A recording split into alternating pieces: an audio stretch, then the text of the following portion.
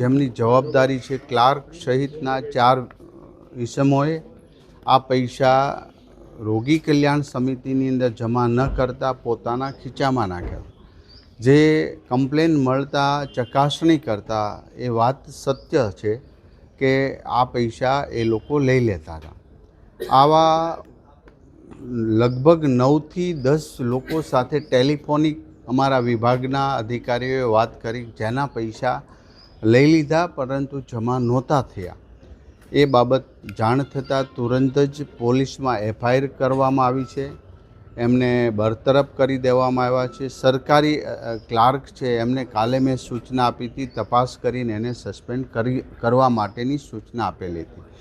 આ બાબતની આજે તો અમદાવાદ સિવિલની હોસ્પિટલ પણ તમામ સિવિલ હોસ્પિટલની અંદર આ કરંટ વહીવટ રહે હેતુસર અમે QR કોડ દ્વારા ડાયરેક્ટ પૈસા જમા થાય એવી આયોજન કરેલું, તો પણ આ લોકોએ આવો કાંડ કરેલો છે, જેમની સજાના ભાગરૂપે FIR થઈ ચૂકી છે અને હજી એણે કેટલા લીધા છે, શું છે, પોલીસ તપાસમાં બહાર આવશે ત્યારે ચોક્કસ પ્રકારે એની પાસેથી આ ખર્ચ વસૂલી લેવામાં આવશે.